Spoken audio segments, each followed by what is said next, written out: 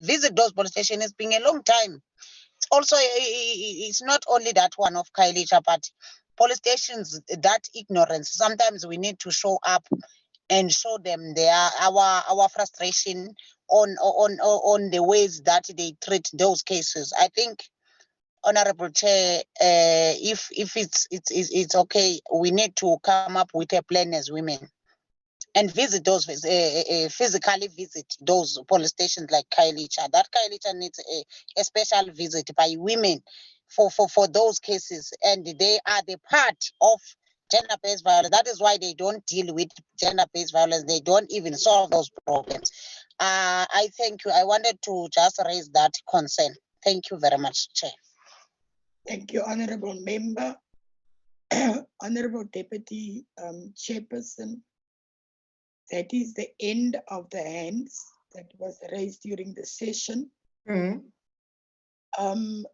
I just also want to get a bite in, like the...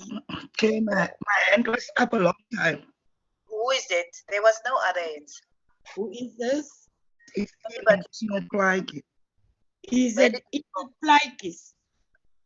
Wendy spoke. So, but Wendy Philander spoke, but I think you can allow this one because we will now have to move. Yes. Person, can I just ask a question quickly? I directed the question to Dr. von Schlicht, if you will still give an opportunity to answer my question. Honorable Philander, can you allow me to chair, please? I will hand over after Ms. Plaikis, I will hand over to the Deputy Chairperson. The issue that was raised by you and other people will be addressed by the Deputy Chair. Thank you, Chair. Enid, you can continue. Okay. Thank you, Chair. Chair, do you hear me? Loud and clear, Alderman Plaikis. Thank you, Chairperson.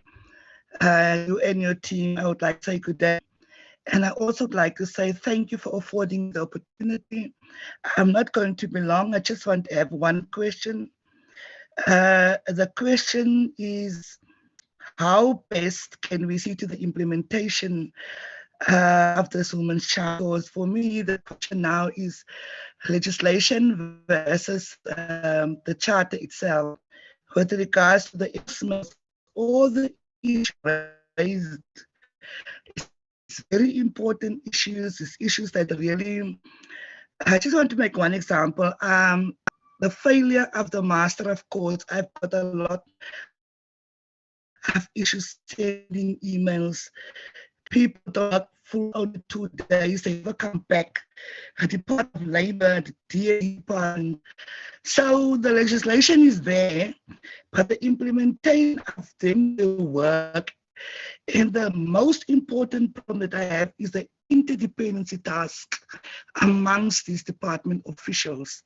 So how can we do, or what can we do with regards to enforce them to do accordingly what they're supposed to do? The issue around empowerment of women when it comes to economic or development, whatever kind of development in municipalities is a taboo subject, as the previous speaker was said, because you always hear about the unfarmed. So if the FMMA doesn't allow, for instance, a plight of the to be assisted, then obviously there is not legislation for our people in our communities, because we've got people that is getting R2 just above to get an ordinary RDP house. Because of that R2 and the person 39 years of age with a lot of kids, that person can't get a house. So all those kind of issues, I feel that within Parliament, let's look into how best can we implement or see to legislation that hammers the progress of addressing issues of the Charter itself. Thank you, Chairperson. Thank you, Alderman. Deputy Chairperson, I will hand over to you now to address some of the issues that was raised by some of the members. And I will give you a few minutes before I will ask the Deputy Speaker of the House to close the meeting. Thank you, Deputy Chair. Thank you very much, Honorable Gillian. Is it that you want me to say something before the rest of the presenters respond? Yes, Deputy Chair. Yes, thank you very much. And I think at the current moment, there is one or two things that I picked up that I think should be responded by us. And now, the first one is with regards to the purpose of why we are having this review. I think many people have really understood it correctly, because the charter was the contribution of the women during the CODESA negotiations to say, this is some of the issues that you would want to see reflected, so that we can have legislation, policy, or whatever to address the issues pertaining to women. And that is why we now, as we are reviewing this specific charter, is to see whether the legislation, the policies, the programs of government at all spheres and all levels are responding to the issues as we are seeing it from the charter. So you are correct. Particularly, I think the last speaker also mentioned it. There is legislation, there is whatever. Now, are this legislation working for us, the women of South Africa? Because Parliament have got an oversight role, that is the reason why we are doing this review.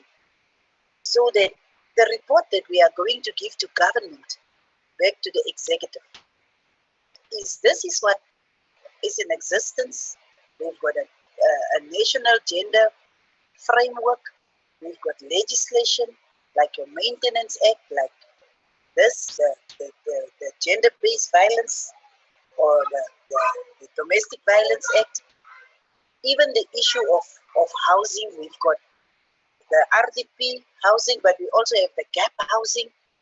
And there are people that cannot necessarily qualify for RDP houses, but also are not in a position to buy their own houses. Are this legislation working? Is it implemented at the levels that it should be implemented, right from local level up to the national level?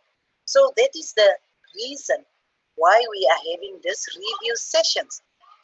We are not necessarily, as Parliament, directly responsible for implementation, but we've got an oversight responsibility. And these sessions are giving us an opportunity to assess whether, for instance, there is Central Karoo speaking about the issue of social workers. For instance, there is Babalwa speaking about the issue of SAPS at Kailicha police station specific, but there is generally also an issue around SAPS. Is SAPS and the judiciary responding to the challenges that women are experiencing? So what I thought, before there is responses, I just want people to be very clear on what is the reason for this review. And Parliament, with its oversight responsibility, must make sure that we now, and even in this platform, where we are supposed to have the legislature, where we are supposed to have the Premier's office, where we are having executive mayors and mayors from the different municipalities and the district municipalities, listening to you as their constituents, and going back to say that, but this and that, we can do better. We can show that we can respond to the issues of our women. So that is the purpose. And after this, we will give back to Honorable Gillian, that will now give to the presenters so that they can respond or input on issues that they feel that have been raised by the women different. I just wanted to put that perspective, and I think we are on the right track with regards to the issues that have been raised here. Over to you, Chairperson. Thank you, Deputy Chairperson, for giving that perspective to why we are here. And I just want to ask any one of the presenters, even from the different departments or the mayors, if there was questions that was directly given to you to respond. But before that, I really want to make it very clear that throughout these presentations, you can see that local government don't even have a policy when it comes to gender equity out of the presentations that we received. I also want to make it clear that the members of the public, whether you are a councillor, whether you are here representing an NGO or NPO, we can still feel the hardship in the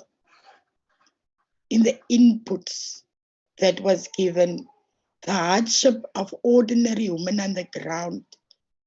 It is also very, I can say it, pathetic that there is still women who are trying to feed communities, make a difference. Who are trying to make a difference in ordinary people's lives that don't get support from local government. I think that is something that the mayors who was on the platform must really look into. Like the chairperson has said, this is not a complaint session, or this is not a brag session. It is a session that we take very, very seriously. And we listen to our ordinary people on the ground, we listen to our councillors, we listen to our mayors, and we will take this into our review of the Women's Charter. Where there's issues like Kailicha police station that was highlighted, it will be taken up by that ministry. Where there's issues from Beaufort West area about social workers, we will take it up with that ministry. So what is important throughout this whole session for all of us is that we can come up and we can listen to what is really troubling you. I will now ask the first person to, I think there was a question to the Commission for Gender Equality, specifically on the policies, if you can answer. But before that, Chaba, who's this? Tabi Singh, is that a comment? Yes. I'm from the Commission. Oh, thank you, my dear. Okay, you can continue. Thanks so much, Program Director. Colleagues, I just want to touch quickly on the questions that were asked where they are speaking to our work. I think generally speaking, a lot more efficacy has to be put and oversight on the outcomes of the economic cluster. I say this primarily because the presentation given to us by Stats SA and also some of the presentations I've done on this platform, they point to the correlation between dependency to abusers. They speak to the lack of service delivery, specifically outcomes on women, and also to the continued abuse or marginalization of women in a lot of these platforms that we have done assessments and seen outcomes on. So the necessary intervention is not that we don't do the assessment, it's more what happens after the results. The FFC have shown the similar results to what CGE has picked up. The Stats SA is showing similar statistics to what we already know of unemployment. Unemployment is the biggest driver of some of these ills that we're seeing. Mayor Una Wenzel, she spoke about the issue of learner pregnancy in schools and also the use of the social grant. One of the things that CGE has said in some of the session, having had investigative hearing with Department of Basic Education and looking at some of the provincial work, we've seen the phenomena of teenage pregnancy in high school worsening. And we've said a lot of this is through rape, a lot of this is not necessarily consensual, and sometimes educators are involved. And the CGE is saying, for the next financial year, we're going to look into that and have more investigative hearing, but there must be outcome with the South African Council of Educators, whereby teachers that are found to have done this are banned from teaching for life. And so it's more about the sanction so that people change their behavior and that we don't just... Mandy, sir, and then the second point is the one on Mrs. Gushman. Her and Teresa raised the point about the economic linkages and economic dependence, and Teresa raised more on the GBV. We have done an assessment of the Emergency Response Action Plan of the President as CGE. We are going to release it in the next month.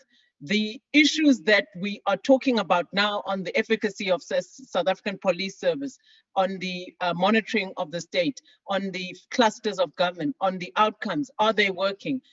We have done our own assessment independently as a Chapter 9, and we have outcomes that are speaking to some of the issues that you have raised here. And we will be going to say there have to be more that is done to prevent and to also deal with the perpetrators of GBV. We can't keep seeing headlines and then we hear announcements and all of this. And yet on the ground, we're seeing more women dying, we're seeing more molestation, and some of the alarming statistics that Mrs. I don't know if it was Mrs. de Klerk or one of the ladies that raised about 4 out of 10 and 6 out of 10 in terms of the percentage, which was alarming in terms of the level of gender-based violence in our communities. It's worsening. So some of the things that need to be done are serious, and I think they require all of us as communities and people to arm ourselves and to also respond to some of the ills. But the government has a position. I also then want to the last point, Babalwa from the EFF, please can you, we want to do a GBV hotspot visits. If in the top 10, top 30, the South African Police Service just released 30 police stations. One of them was Khayelitsha. Others in the Western Cape or Mitchell's Plain, I think Delft, there are others. Now we need to join forces and go and review and oversight those police stations. I want you to contact us and to engage us directly. I'll send you my email address so that we can do this in this financial year. We're planning on doing this, and I can work with yourself and other the mayors that are here if they want that type of a support. My contact details will be available. You can contact Kevin or Majori, who's got my details, who are the organizers of this, for my email address. But I think we need to have more oversight and hold police stations, individual police stations that are found to have done these things responsible. Okay, we need to therefore do this, even though it's not necessary. Our site as CGE is to monitor. So that's the tool we have in our mandate, is to monitor. So if we can be an effective watchdog where we see some of these flaws and then we're able to investigate complaints. So you're also able to use the complaints process of CGE. Go on our website if there's complaints about a specific police station, put the details there, put the relevant outline there so that we can then go and intervene using our mandate and using within our scope as CGE, because we're not the implementation arm of government. I want to stop there, Program Director. Thank you so much. Thank you. Ms. Rockman, are you still here? Oh, Ms. Rockman, unfortunately, a crisis, and Sua is there. She will be responding to issues if there is any. Okay. FFC. Sorry about that, Honorable. Sorry about that, Honorable Chairperson. The mic was stuck. Thank you so much for that opportunity. FFC had extensive research done, as can be noted from our slides, and most definitely more research needs to be done, more recommendations need to be made, and more responses from government needs to be received in this respect. And we feel very honored to be part of the process. Thank you so much. Thank you. Thank you, FFC. Is there any other response? Is there any response from States SA? States SA, are you still here? Yes, ma'am. I think there was an issue around the unemployment. I think there was a question that maybe we should have added. I will put the latest QLFS, which is the quarterly labor force report, for colleagues to go through it. I'll put it on the chat. It was released sometimes this week. I think it will also assist. Thank you. Thank you. Is any of the mayors, the mayor and The mayor of Cape Winelands. Thank you, Chairperson, Dr. Von Schlicht. May I please respond to MP Wende Philander's question? Yes, I would really like to underline the fact, Chairperson, that this was really a privilege to be on this platform, to listen to all the input from everybody on this platform.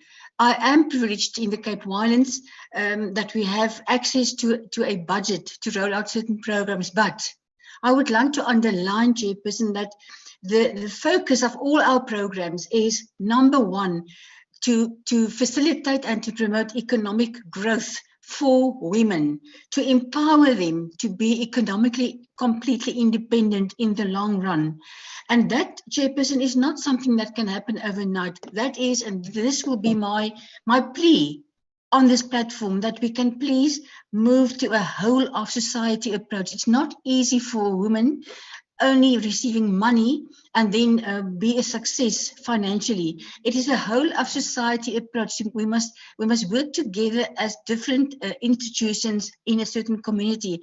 And we also have the DDM in the country and the JDMA in the Western Cape. We need to communicate, and opportunities like this is very important to make sure that we cover all angles with regard to the needs of our women to liberalize themselves on an economic scale. So I trust that the Women's Charter will really look into programs assisting ladies to be really economically liberated and freed from the chains of the past. Thank you, Madam Chairperson. Thank you, Madam Mayor.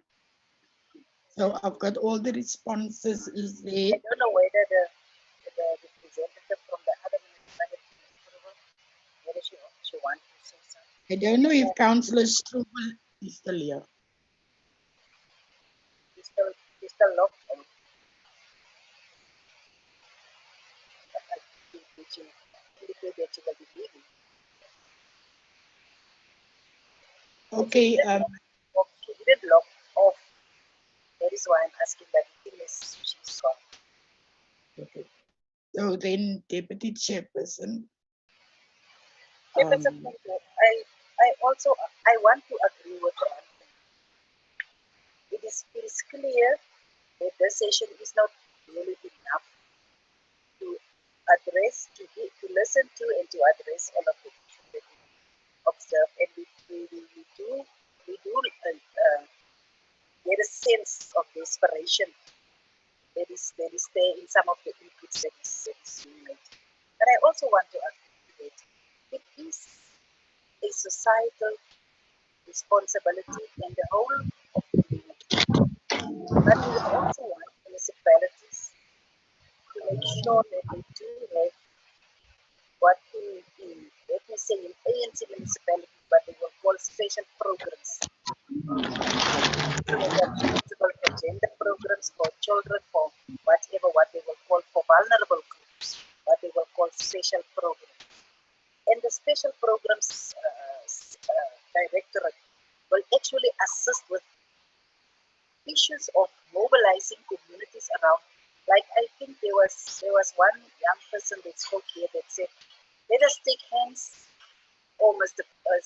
Cushman, that said, let us take hands and begin to see how we can get all stakeholders to play a role in making sure that we provide sanitary way for young girls and women and so on. It is very important that firstly communities need to work together. But we also want to encourage municipalities to give the necessary support. There is programs, but it's also clear that programs doesn't reach everyone. And there is a very important point that was raised by one of the participants. there's the issue of the women on farms. In the Western Cape, it is a serious problem and a crisis. The women, when the men dies or when they get old, they are being evicted. Not so long ago, we had a serious challenge of people that was just left and next to the road from a farm. Is it in the Paul?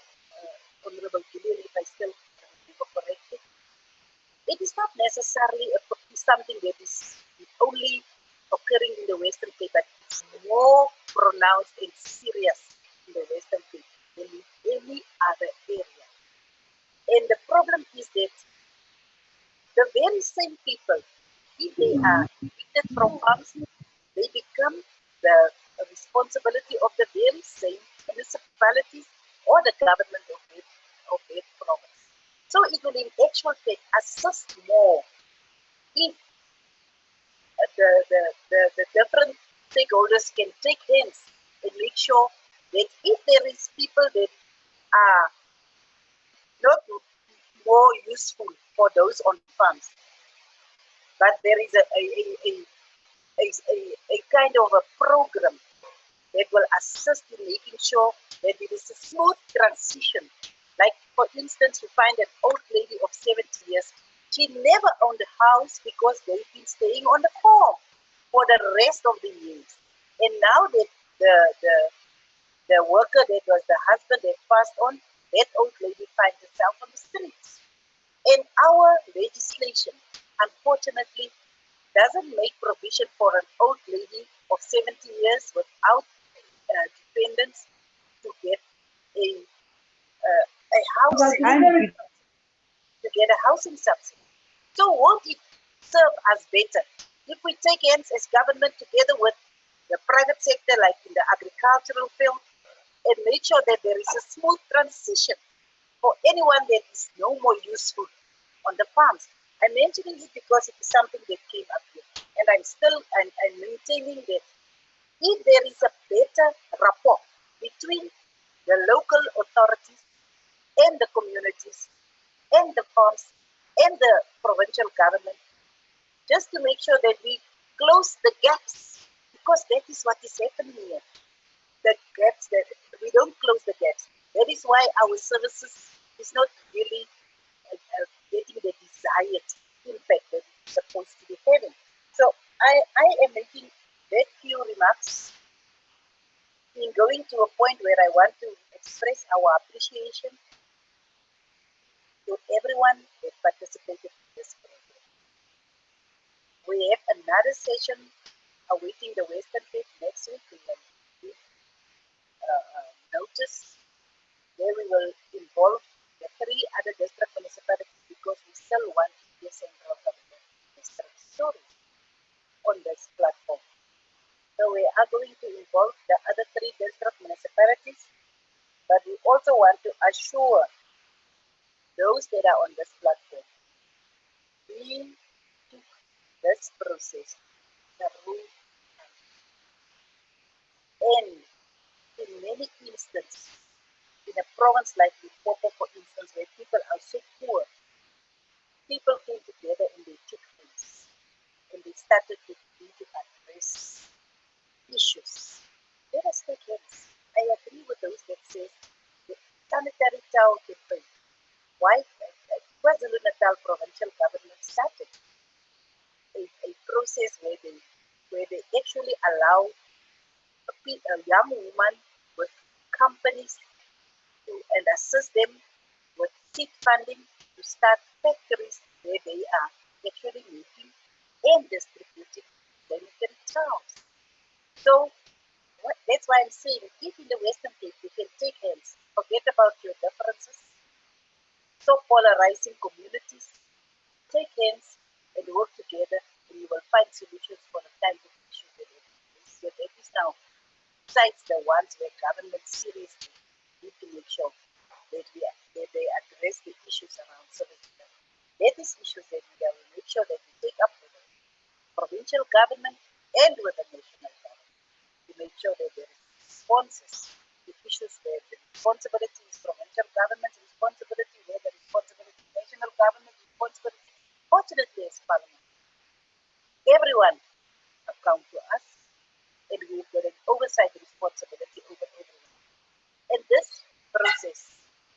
actually just emphasize the importance of making sure that we proper oversight over all spheres of government and make sure that there is proper response to the issues of our people. In saying that, let me also appreciate those that arranged this session for us, and let me appreciate the two chairpersons that chaired the session. Thank you, Honorable Skampilu, our chairperson of Multi-Party Focus. Thank you, Honorable Orange Julian, the chairperson of the Select Committee, Visit on Health and Social Services in the National Council of Provinces. And also, thank you very much to our team that actually ensure that we have a successful event today. We want to express appreciation to our presenters, our partners, School Time, the Commission on Gender Equality, the Finance and Fiscal Commission, States SA. This States SA is the one that also provides diversity, making sure that there is men in this platform that will address. We want to express our appreciation besides the men from Parliament, and also the mayor, and as well as the gender commissioner that was there on the platform from the two district municipalities, and all of our partners that played a role, particularly the participants, because without you, this session also will never be successful. So we really appreciate your participation, and we want to encourage all of you at the level of community, start there and begin to engage your local authority, engage Parliament, make sure that we also play our role to make sure that assist so that the situation can improve. And really, I want also to say that welcome back, Ansuya. Gone for a long time, but you were the one that we started this process with from FFC side. So we also want to express appreciation. Really, ladies particularly, without you, this would never be a success. And we hope that this process will actually assist in making you see a better future. Thank you very much. Thank you, Deputy. Thank you, Deputy Chairperson. Do we have the Deputy Speaker still here with us? Cebu? Ma'am, the Deputy Speaker is not available. I believe the Deputy Chair has done the closing remarks. Yes, he did. So without any further ado, I now pronounce this meeting closed. This meeting is officially adjourned. Thank you very much. Thank you very much. Thank you to everyone. Thank you, Chair. Thank you, Chair. Thank you. Bye-bye. Bye. Bye-bye. Thank you. Bye. Bye-bye. Thank you. Bye, bye-bye, bye-bye, Morontia. Bye-bye, everybody. Thank you very much. Thank you. Palanda. Bye. Thank you, Comrade Mauritia. Thank you, thank you. Thank you, Deputy Chair. Thank you. Bye, Very everyone. much. Bye. Goodbye. Thank you. Bye. Bye. Bye.